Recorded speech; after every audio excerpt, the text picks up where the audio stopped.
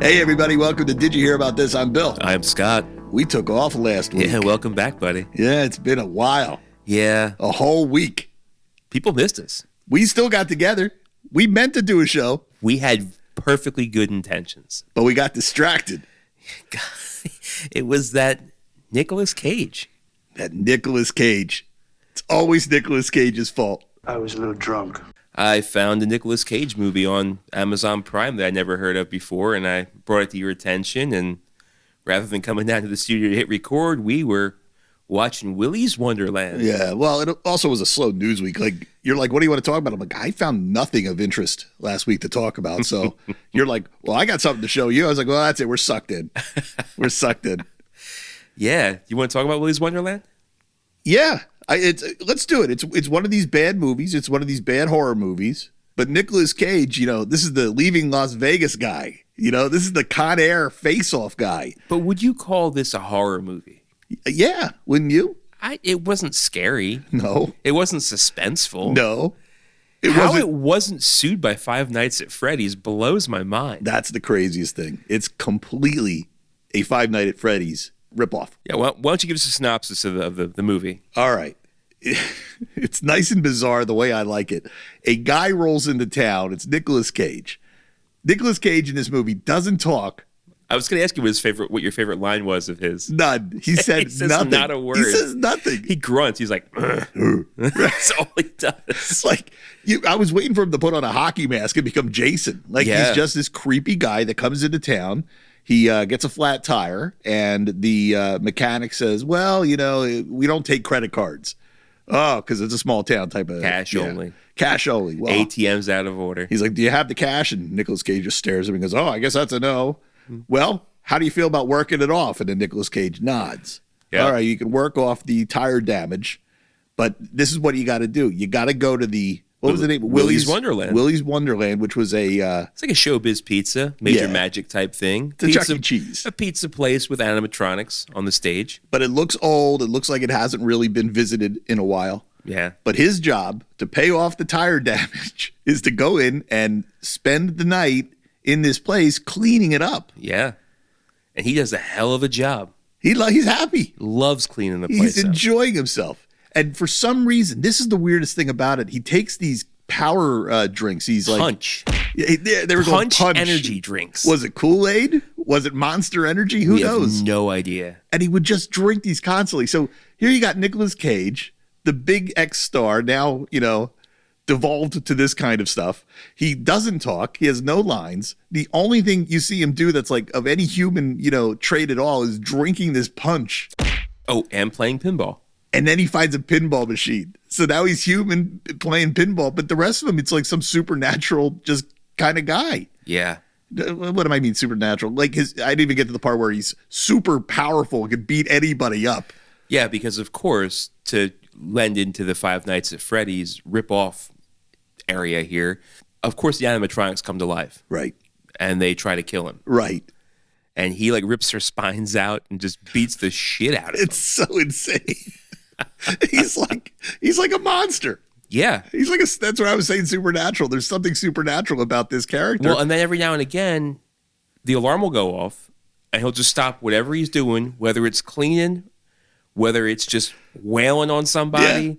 Yeah. The alarm goes off, looks at his wristwatch, goes back to the fridge, grabs a punch, right, chugs it, plays some pinball, comes back and resumes what he was doing. Yeah. So 6 kids go into this place at the same night that he's there. They're trying to break in. I forget their motive. No, they're going to set the place on fire. Oh, right. They want to destroy the building. They know about the haunted but they know he's robots. In there.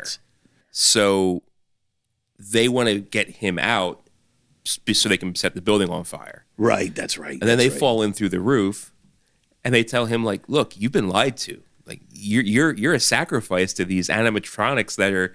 It's all exposition. Yeah. Why are the animatronics coming to life? Well, of course, there was a child's play type situation where they did a ceremony where their spirits went from their bodies into the animatronics. Now, the animatronics are actually child molesters, murderers, the filth of the earth. Yeah. That's who the original owner of Willy's Wonderland was. Right. So you had to have people to be killed because Nicolas Cage was so far the only character in this. And So 5 of the 6 kids they were the sacrifice. so all of a sudden kids show up and it's like they get picked off one by one. They were the red-shirted Star Trek people on the expedition. Oh, it was so good. But the final fight, it was like a Freddy versus Jason type of thing. It was like the monster fighting the monster. Yeah, it's true. Well, I guess no, the final fight, Siren Sarah blows up the owner's car. Oh, yeah. They had one of those catch endings. Yeah. Gotcha endings. It's like the Jason in the boat. Yeah, exactly. Yeah, I mean, plot-wise, not deep enough to get your socks wet. Everything you're watching everything we just told you was everything that happened. It's enjoyable. They were the tropes. The couple that has sex are the ones that die first. Right. There was your Scream Queen, the surviving girl. She was there. Yeah. Yeah, I mean, it was just everything you knew it was going to be, and yet still somehow shocking. Yeah, and he shows up, the guy with the car who made the promise, shows up, the car's fixed. He's like, I can't believe you survived this fucking thing. Well, he was going to keep the car for himself. Yeah, I guess. But then he's like... And the pizza parlor, completely spotless. Yeah, he cleaned all night. Cleaned all night in long. between ripping apart these robot... And the robots were like full of oil and, in place of blood. Yes. So to make it kind of gory. Yeah, and then he would stuff them all into trash bags. And he took the trash out. Like he cleaned up after his murders. He was just happy-go-lucky guy. He was just happy doing what he was doing. So if you haven't, and you're interested at all, I think I have to give a recommendation to go check out Willy's Wonderland on Amazon Prime. Yeah, I mean, it's what happens if a supernatural serial killer played by Nicolas Cage gets stuck in Chuck E. Cheese, haunted Chuck E. Cheese. Like, who came up with this idea? Yeah, well, Nicolas Cage was one of the producers, and he was very protective over the script, apparently. So maybe he came up with this. Maybe. I mean, the writers of Five Nights at Freddy's came up with it. Again, I don't know how this wasn't a straight up. It's a survival horror animatronic inside of a kiddie pizza place movie. And that's exactly what Five Nights at Freddy's is. I've never seen that, so I only know that there's the same kind of haunted robots. I don't... Yeah. Is that what it is? Yeah, you have to survive inside Freddy's for 5 nights. Total ripoff. It's like when you used to go to the video store and you'd see like, Conan the Barbarian. Then you see like Hercules, and it's like exactly the same as Conan the Barbarian.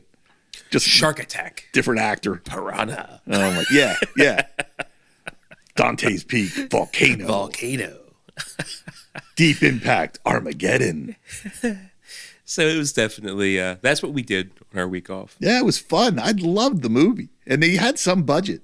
I'm used to watching shit that's got like no budget at all. This actually had some fucking budget somehow. Yeah. I'm glad Nicolas Cage didn't talk because the dialogue of the people that did talk was just awful. He loves the sound of his own voice. I can't believe he accepted the role. I mean, if he was a producer, he probably wouldn't want to be anywhere near it because why would he take a role where you don't talk? Yeah. But he didn't say a thing. I don't know. He smiled during the pinball playing, or he seemed to be into that. The fact you called him like a serial killer, it's interesting because there's nothing that he does or doesn't do that would make you think that he's a good guy. Right. Like he could be a complete fucking psychopath. Right. Who knows what this guy's backstory is? He's fascinating. I want to know more. Somehow I want to know more. Well, at the end of it, he gets into his car and he drives away. And I'm like, I want another movie. I want to know what his next adventure is. Who is this guy? Yeah, and he drove away with a girl that was, maybe 20? Yeah. Maybe? The surviving kid from... The Scream Queen survived, hopped in his car. Oh, man. But she was like a teenage girl. Yeah, I guess they were all supposed to be teenagers. Well, creepy story there. How's that going to end? I don't know, man. But if he's a killer, he looked like a killer. He knew how to dispatch those robots. He did have dog tags hanging from his rearview mirror in the opening. Oh, good catch. Yeah. Yeah, it was a great movie. Highly recommended. I never even heard of this thing. Came out in 2021. There's a whole bunch of Nicolas Cage movies that came out around that area, around that time period that nobody's heard of. He went broke, right? He had to do pretty much everything to try and get some of his fortune back. Yeah, I heard that. I heard he had to move out of Hollywood. Yeah. I heard he had money trouble. I heard like an agent or something screwed him over, but I don't. Oh, that old trope. Yeah, I mean, that's nothing new. An unethical business person in Hollywood? Are you kidding me? What is this world coming to? An ethical business person in Hollywood would be I know. an interesting We can make a movie about that because that's total fiction. Well, other than Willy's Wonderland, anything else you've been watching? Yeah. Oh, yeah. Today. Duh. Already forgot. This movie was so boring and so forgettable. Fantastic Four. Oh, really? Came out on Disney Plus. Yeah. Came out, I think, yesterday. Yeah. Yeah. Yesterday morning. Completely forgettable, though. Yeah. Yeah. We're still in that area where I can't spoil it, but oofa toofa. I'm going to watch it probably tonight. I just, what can I say about it? You saw the trailer. And that's all it is. I mean, it's kind of all it is. There's a couple things in there, but I went through the entire movie really rooting for it to be over. Like, I just got real bored. There was a couple times I was like, we're going to turn it off and just come back to it. No, I'll force myself. That's not the way it's supposed to be. Yeah. Not with these Marvel movies. I mean, that's a good segue into what I've been watching. I limped to the end of Only Murders in the Building. Yeah. I'm glad it was over. I was hoping it was going to be over an episode before. Who cares? Yeah, this sucks. Yeah. Our favorite shit's really not panning out for us. It's not. Another thing that I was underwhelmed with, I watched two things with Tim Robinson. I watched that new series he has on HBO called The Chair Company. Oh, yeah, I didn't see that yet. I watched the first 2 episodes of it. It's no Detroiters. It's not sketch comedy, so I can't compare it to I Think You Should Leave. But it's just him playing the same character he's always playing. Like, he's kind of becoming a Johnny Depp type character where you always play the same character. You know what I mean? Like, you're a doofus that's really, really good at being awkward. And that's like his whole shtick. That's his shtick. Yeah. Well, Adam Sandler got away with that for years. Yeah. No, Decades. Good point. Man-child. That was his whole thing. And then all of a sudden he's in that Uncut Gems and it's like, whoa, this fucker can act. Yeah. Well, after I watched the first 2 episodes of The Chair Company, I watched Friendship with him and Paul Rudd. Okay. And again, just kind of like cringy awkwardness. I think I watched about 10 minutes of that and punched out. Yeah. So I thought it was going to be better than what it was. He's funny. He is. He's just so goofy. That I Think You Should Leave. Yeah. Probably one of the funniest sketch comedy shows ever. Ever. For me. It was so good. Are they making any more of those? Sure about that? Oh, yeah. You sure about that? Yeah, that's a great one. But are they making any more of those? He seems to have moved on. He's doing other stuff. Yeah, I think he's moved on. I think you're right. What's his name?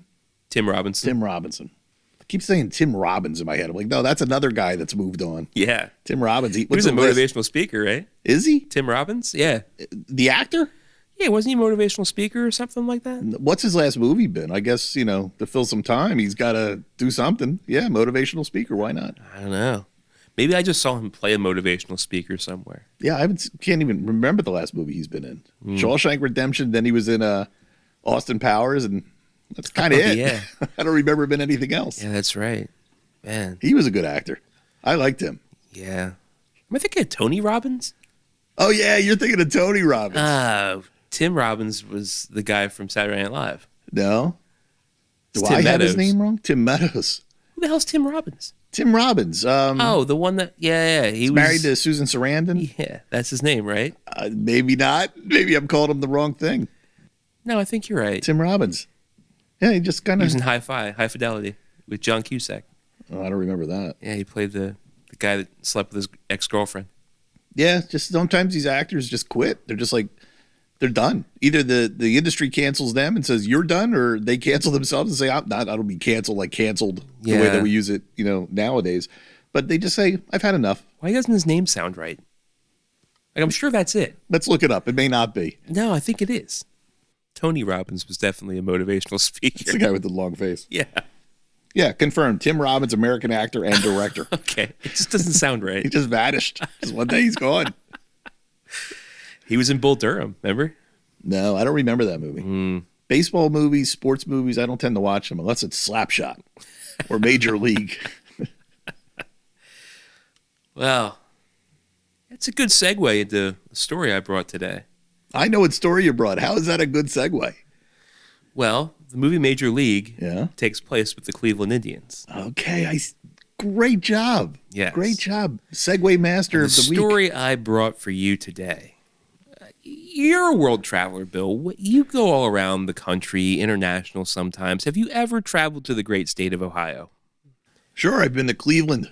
The Yes. Mistake by the Lake. The Mistake by the Lake. I was going to say, what was your experience like in Cleveland? Did you go there for a specific reason? Were you just traveling through? I went there on a work trip. Okay. Cleveland is this town that has like almost no people in it. We were so amazed. We were walking around. It was like an empty city. Yeah. Have you ever been to Cleveland? I've never been to Cleveland. I was going to go there. They have the Rock and Roll Hall of Fame, like I mentioned. They're very close to Cedar Point, which is the U.S. They go back and forth with other theme parks, but Cedar Point, at the time when we were going to go, is the United States roller coaster capital. Okay. So we were going to, but then we ended up going, I think, to Maine or something like that. But yeah, Cleveland has often been the butt of jokes, and The Mistake by the Lake is certainly a name that it's been given many, many times. The story I bring you today is about a time in September of 1986, and where they were trying to turn it all back around. And it had to do with helium balloons. And this is almost a tie back to one of our previous stories about Guinness Book of World Records and world records and how goofy world records are. And with the local chapter of the United Way in Cleveland, they had this big fundraiser where they were going to release 1.5 million helium party balloons into the sky, breaking a Guinness World Record, and finally making a name for themselves. And they did it.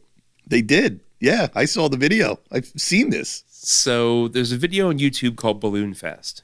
And that's actually what this event was called. It was United Way's Balloonfest 86. It happened on September 27th, 1986. For days leading up to it, they had school kids just tying balloons. And they had like this guy there. He said, well, I can probably do about a balloon every 14 seconds. But a child, we think they could probably do about 2 to 3 a minute. And with each of these school kids, we figure they each do like 700. And then we're going to release them all up under this big net. And when we do the countdown, we pull the net and all these balloons are going to go up into the sky. Breaking the world record. Cleveland's finally something to have pride in, and we're now on the map, and you can't laugh at us now. 2, 1, here they go. Hey, liftoff. The Guinness Book of World Records has just been broken in Cleveland. Over 1,500,000 balloons going up in the air at this very, very moment. Look at the cloud. Well, they do it. It took, I think, 2 years of planning to get permits, to get balloons, to get it. And they worked as a fundraiser. They raised, I believe, $1.5 million. I don't know if people sponsored balloons. I don't know where the money came from, but they did it. And they had to release the balloons a little bit early because there was a cold front and a storm coming in. So they released the balloons about 2 hours early. And everything was great right up until it wasn't. Have you ever done anything where there was a balloon release? Do you remember doing balloon releases at all? Yeah, I kind of do as a kid, putting like a note to it. It was the Great American Smokeout. What's that? Every year in elementary school, like back in the 80s, it was like Red Ribbon Week. It was like, don't smoke. Write a letter to somebody to ask them to not smoke. We tie it to a balloon. We all go out at recess and release red balloons into the sky. It rings a bell. I don't remember it being about smoking. Yeah, it was like the American Heart Association sponsored this whole thing. That's what I remember doing. It could have been different for you, but what you said about the note on the balloon makes me feel like it was probably the Great American Smokeout. Yeah, maybe. Well, there was a big difference between a school launching balloons and an entire city. an entire city. The way it looked with all those balloons under that net, like it blocked the Dude, sun. this was almost like Up, the movie Up, where they lifted a house with helium balloons. There was a lot of misconceptions back in the day, if you can believe that, about environmentalism and what happens to balloons. And everybody thought that a balloon just goes up and up and up, and by the time it would ever come back down, it would deflate, it would disintegrate, it would not be a problem.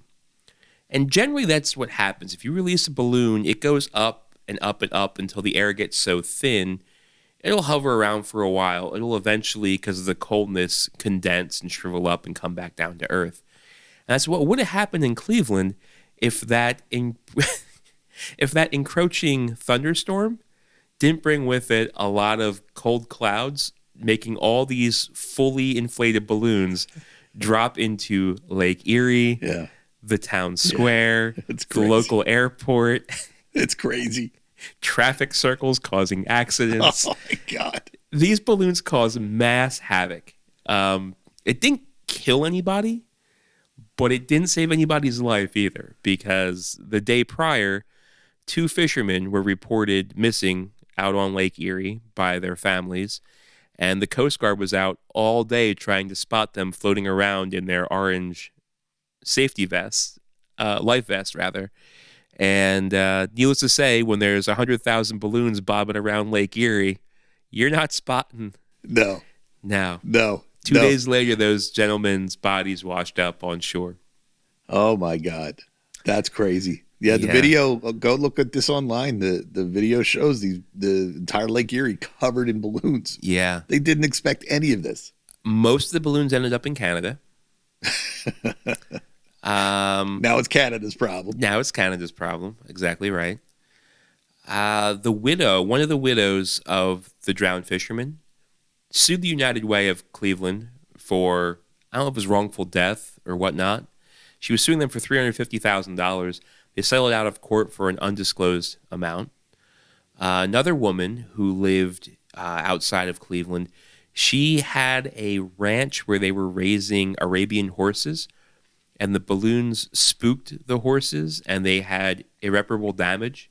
So she sued them for $100,000, and they settled out of court for an undisclosed amount. Till it was all said and done. Hold on. The horses were spooked? The horses and they were were able to spooked sue because they were never the same? The horses were spooked, and I don't know if they had to be put down. I don't know if they broke a leg. I don't know what happened, but, you know, a horse sneezes and you shoot it and turn it into glue, right? Right. So till it was all said and done with the lawsuits and everything like that, for the United Way of Cleveland, this ended up being a net negative. So not much of a fundraiser. Right. And the real kicker to the whole story, in very Cleveland fashion, there was no record to break for the most balloons released ever at one time. Oh, really? There was no way to... there was no record at all? There was no record to break. They could have released half the amount and they would have broken the record, because there was no record that anybody had ever done before. Well, they were now the record holders because they were the first to do it. But it wasn't a recognized Guinness record, is what you're saying. Correct. And in the 1988 edition of the Guinness Book, Cleveland was awarded most balloons launched. Yeah. And now they will never again recognize that.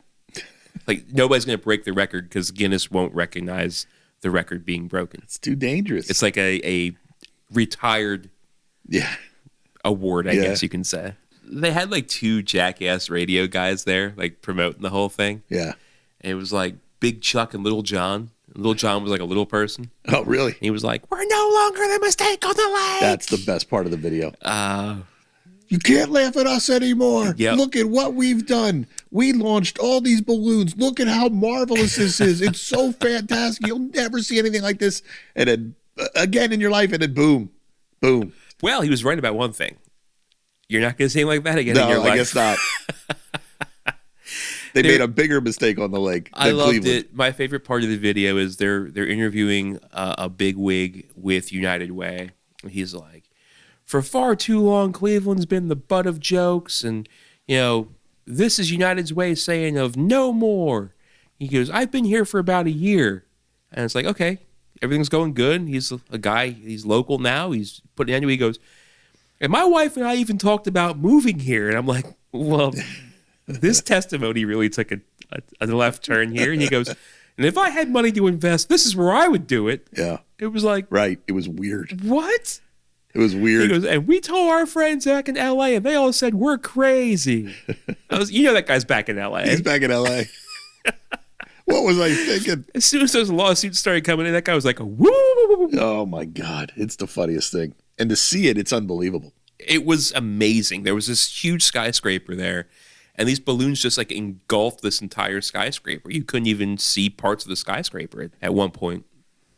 Yeah, it looks like an AI video. Like it looks like something that is so unbelievable. Yeah, that you think it's fake. Where do you think they got a net that big? That's a great question. No idea. What company manufactures that many balloons that you could go and, purchase all them for one event? Yeah. I mean, was there millions of balloons? How many balloons were there in total? I have the exact number.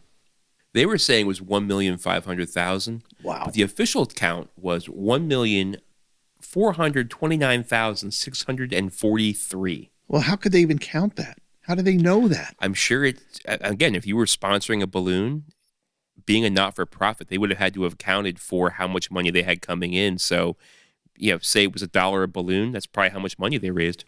Oh, man. Hard to believe there's a company out there that makes that many balloons. Just in case there's a big run on balloons, we got to make sure that we have these things made and ready to go. I'm telling you, it took like 2 years to plan this, so they were probably stockpiling for a long time. Oh, okay. That makes a little bit more sense, because where do you go? What company do you say, I need 1 million balloons by the end of the week? We got you. Go. To go.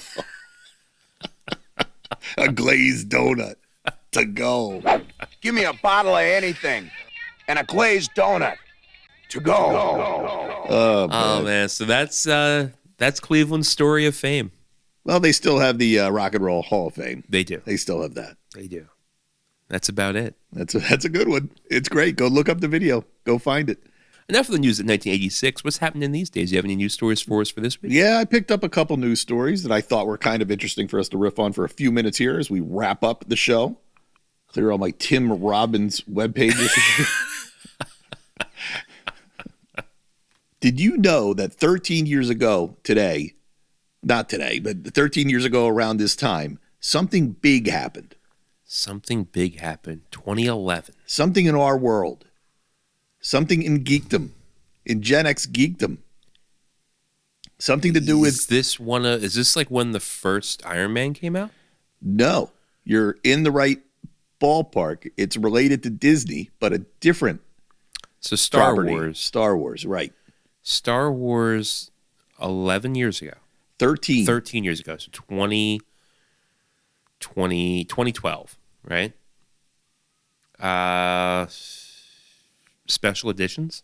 Disney bought Lucasfilm Oh, that's when it went down that long ago. and announced the Star Wars sequel trilogy on this day 13 years ago, and this was a couple of days ago. Okay. So yeah, that feels like we were just talking about the sequel trilogy. How it made money, and everybody thinks it was a big failure, but it banked money. When I think about this, and there's a picture of Iger, shaking hands I agree with George. Lucas. Yeah. Like, how do you think George Lucas feels about it today? It's a business deal. He sold the company. He was supposed to be involved in the direction of the new movies. They kind of changed it on. It's kind of like it's like if you took a Great Adventure or, Six Flags, and instead of investing in it, you screw it up and turn it into like a church parking lot carnival, where like criminals are working. One of those sketchy places. Just like Carney, right? Like you totally fucked this thing up. They really fucked it up. And if it's just a bad business investment, I got to think George Lucas at this point is like, it happens. I'm moving on. I look at it more like this. I think George Lucas had ideas of how he wanted it to go. But think about George R.R. Martin, the guy that wrote Game of Thrones. They finished that series before he finished his last book. He still has yet to finish his last book. Keep saying it's coming, keep saying it's coming. He almost is stuck. You know what I mean? I think George Lucas may have been in that. It's almost a relief that it's not his problem anymore. You think? I think that's how I view George Lucas in the decision he made. There's no going back. Yeah, I think that's right. I mean, you can't look at a bad business deal and just sit there and you can't cry over spilled milk. Isn't that the dumb phrase? Yeah, but would he even view it as a bad business deal? He got paid bundles. But it didn't go the way he wanted. So you're right. Not a bad business deal because he made the money. But, I think he wanted it to go a certain way. He put his entire life in it. Just imagine you spent 30, 40 years of your life with a property like this to give it away and let somebody else just fuck it up. Yeah, but I feel like he was cashing in on like that lightning in a bottle. Like, I don't think he was recapturing lightning in a bottle. You know what I mean?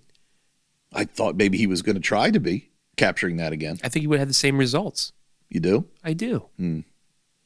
Yeah, I sometimes wonder about how important he was to the way that Star Wars came out, when I read his scripts compared to what was ultimately made based on like producers and other, like studios the journey getting of the involved. Wills, or the something of the Wills. Yeah, if the studios didn't get involved, it wouldn't have been, kind of shaped into what it became. Sure. So a lot of what George Lucas had in his own mind for, the beginning of Star Wars was kind of fucking out there. Yeah. And he does still have, like, the guys that are in charge of it now. Like he has Dave Filoni. Dave Filoni was like his disciple. So, I mean, it's not him, but a surrogate for him almost. Yeah, I'm not so sure I'm into that guy. No. I think I was for a minute. I liked Mandalorian, but he's not really hitting home runs. He was all about, I know you said the other week you like Star Wars Rebels. He was the creator of Star Wars Rebels. I liked some of that. Yeah. Some of it went off the rails for me. Yeah, he created Ahsoka. That's like his baby. Like that was his original character. I don't like what he's doing with it right now with the Ahsoka series, like I said the other week. Yeah, I think I heard they're pushing that back till next year. That was supposed to come out this Really? year, wasn't it? The Mandalorian and Grogu movie's coming out 2027. And it looks like nobody cares. I mean, who's talking about it? I heard one person at work saying like, "Oh, can't wait for that," and I was like, Okay. "Really?" Oh, that's somebody. And I also said like, "Well, did you see Ahsoka?" He was like, "No, I didn't know they made an Ahsoka series." I'm like, Casual fan. "Wait a minute. Yeah. Are you saying this because I have Star Wars stuff on my desk and you're trying to make chit chat? You don't really give a shit." That's what they were doing. That's what's going on. They were here. trying to make chit Yeah, chat. that's right. Yeah. You've shown your hands, sir, and you don't know shit. It does seem like it was a lot longer than 12 years. Yeah. I'm almost wondering if this is bad information. No, it probably works out. And just think about how excited we were when there was another trilogy coming out. I know. I was And so now excited. we look back on it and we're like, Yep. Complete. yeah, damn. Well, speaking of the business of entertainment, here's another story from Hollywood Reporter. Peacock posts 217 million loss as subscribers remain unchanged at 41 million. There's 41 million people who have Peacock. Doesn't that Really? seem low as hell? And Peacock's the one that shows what, Tulsa Kings? Or is that Paramount? I don't know, but it's NBC. I mix up Peacock and Paramount. Because are they the same thing now? No. They're different. Yeah. Okay, then I don't know what's what. Well, it's the streamer for NBC. Right. Right. So, I mean, how many people are really into NBC? How many people are into the streamer for NBC? It doesn't seem like that many. 41 million is not a big number. Well, gee, no wonder the Tonight Show was losing money. They had to fire and cancel Stephen Colbert. Actually, who's the NBC one is Jimmy Fallon, right? Oh, you're right. He's CBS. I know I'm sorry. Saturday Night Live is on Peacock. I don't think that's strong enough Well, to hold it's all on YouTube. Why would you watch it on the other thing? Yeah, I just thought, I read that. I went, oh my God. Yeah, that is you got such Jimmy Fallon and you got, what, Seth Meyers? Yeah. Is he NBC? Yeah, he's NBC. Yeah. Yeah, that's it. That's all I know. I'm so out of All those touch with. Chicago shows, Chicago Hope, Chicago Fire, Oh, are they all Chicago NBC? PD. I don't know. It could be. Yeah, Law and Order. in my head, these streamers were all getting like, 200, 300 million subscribers minimum. Yeah, I don't know, man. 41 million. What does it have that's like a?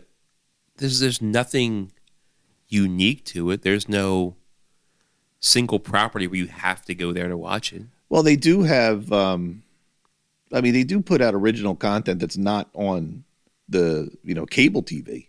Really? Yeah, I think that Twisted Metal I was watching was on Peacock. Oh, okay. I think. They start to blend together after a while. When Peacock started, wasn't it a free app? I don't know. Like, are there free options? Like Tubi? Yeah. Like, was it a Tubi thing? I don't Yeah. know. No, I think you had to pay for it. Oh. I think that all that streaming stuff started to happen during pandemic too. It was like, we need to make some money, Hey, fun fact. You just said Tubi. I just realized we watched Willy's Wonderland on Tubi. Tubi's the best. But it is on Prime. Oh, it is? Yeah. That's where I first found it, was on Prime. But you found it on Tubi, so we watched it on Tubi. Yeah, with those dumb commercials. Yeah. Yeah, when you said Tubi, I saw like the yellow and purple screen. I was like, Tubi. Tubi. damn, 41 million though. Like, at what point is it even worth having? That's a great question. Like, that's not successful, right? 41 million. Well, what does it cost to own a streamer and run a streamer? and produce all the content that's on that streamer.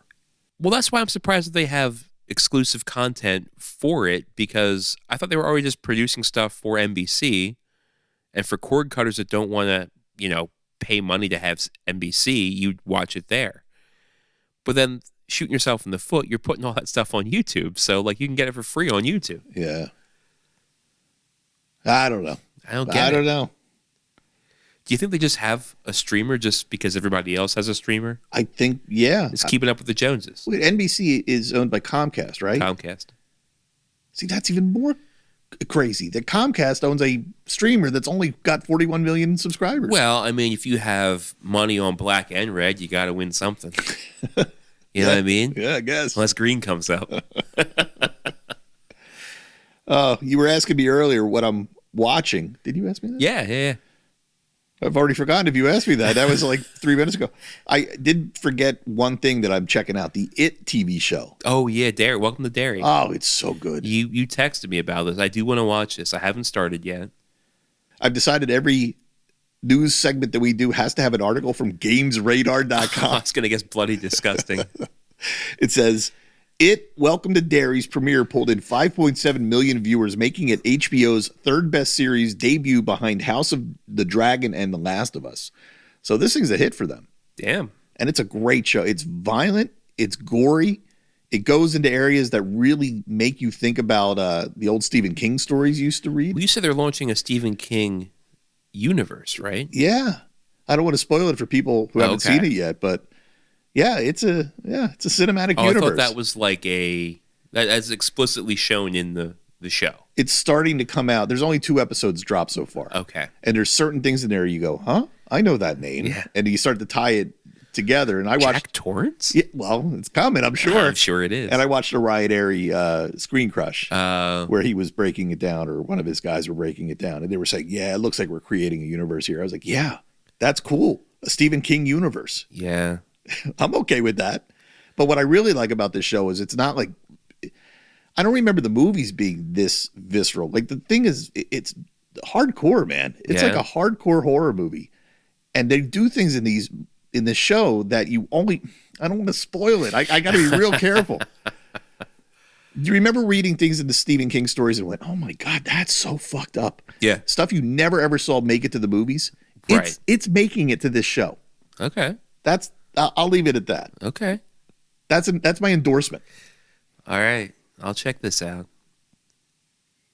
Who's playing Pennywise? Is it Skarsgård? Yeah. I haven't. Well, I saw him on the trailer. Okay. Well, he plays he's not only Pennywise. Oh, no. He morphs. Yeah.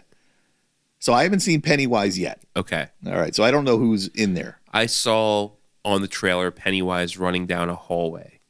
So he is in it. He is in it, yeah, according to the trailer. Yeah, I never even saw a trailer for it. Oh, really? I don't think so. Yeah, Welcome to Derry. I've been seeing a trailer a lot, like on YouTube and stuff like that. Yeah. Should have come out right before Halloween. Now it's dropping after Halloween, but whatever. Yeah, highly recommended. Great show. All right. I hear good things. Did you see they dropped the first 5 minutes of Stranger Things? I think I'm over Stranger Things. Yeah, I don't know. The last season, though. And the final episode that drops on New Year's Eve, 2-hour special. And wasn't Netflix saying they weren't going to let this thing go to the theaters? And now it sounds it's supposed like to be a 2-hour theater release. And they're like, no theater release. So they did a 2-hour special final episode on Netflix. Okay. So we get 5 episodes. 5? 3 or 5. The week of Thanksgiving. So coming up in like 2.5 weeks. And then the week of Christmas, we get another 2 or 5. I forget how they're doing it. And then New Year's Eve, December 31st, 2-hour special, final. I could see myself not even tuning in. I just don't care anymore. Yeah. I just don't care. I watched that trailer and I went, oh, it's the same bad guys last time. I don't care. Yeah, Vecna's back. Same characters. I'm like, I think I'm over them. I think I'm done. After 4 seasons, I think I'm done. I wasn't excited to see anybody. I think the gap between the series, the gap between the seasons was just too much. How long was that? Amy said that too. She's like, they took too long. 2 years, 3 years? Hell, I don't know. And this is a show too where it being able to stream, I stream it all at one shot and then immediately forget about it. Right. Because nobody's talking about it anymore. Right. That's exactly why. Yeah. That's exactly why. Yeah, I don't know. I guess there's an audience for it, but wouldn't it be crazy if this I don't know. I have a coworker that just started streaming from season 1 up until like season 3 right now. And she's like, yeah, I just don't see what is so great about this. And I was like, I feel like the time has passed. Yeah. That's interesting. And she was like, I was like, well, where are you at the mall? And she was like, mall? And I'm like, maybe that was season 4. It was like, is Sean Astin still alive? Oh, yeah. I mean, the only thing we could talk about was like, is it just me or is Winona Ryder just not a great actress? No, she really never was. No. I mean, what was she ever in that was like, that was a breathtaking like she seems performance? personable, but like, yeah. Yeah, she's just there. She's a body. Yeah, I don't care about any of the characters anymore. Wasn't she the bride in Bram Stoker's Dracula? Yeah, she was. I forgot about that. She was in Reality Bites. Yeah. She was in a little movie called Beetlejuice. Don't know if you remember. Yeah, it was tiny. A fucking awful movie called Beetlejuice. I can't remember anything else she's really been in. Yeah. She was a shoplifter. I remember that. She in real life. Yeah. IRL. Yeah. All right. Well, let me tell you what our last news story All right. is. This one I know you're going to be very excited about. Like save this for last because I knew how excited you'd be for this. This is from Variety. Jennifer Lawrence and Emma Stone developing the Miss Piggy movie. You're getting your Miss Piggy movie. Your dream is coming true. I do like Muppets, but Miss Piggy might be my least favorite Muppet. It says a film about the temperamental diva puppet is in early development at Disney, which owns the rights to the Muppets, according to knowledgeable sources. The iconic character created in the 70s by Bonnie Erickson and Frank Oz, not Henson? No. Has never been the subject of her own feature film. Blah, blah, blah. Lawrence and Stone will serve as producers with a couple other people writing it who I've never heard of. So there you go. You know, I didn't think Jason Segel's Muppets movie was going to be a big hit, and it was great. I'm all for it. I want to see it. Yeah. Just, it's like interesting. An interesting way to go. The Miss Piggy movie. This could be an epic blunder, or it could be somehow huge and sweet pop culture and Miss Piggy's back. I mean, I could see it focusing on her, but she's going to need the supporting cast of the other Muppets, right? Oh, I hadn't thought of that. Yeah, of course she does. I have to. She needs that little shrimp guy. He's got to be there. Pepe the King Prawn? Yeah, he's got to be there. Gonzo has to be there. One of the rats have to be there. Rizzo. Who's your favorite Muppet? I like Rolf a lot. Rolf's funny. He's great. I like when he's on.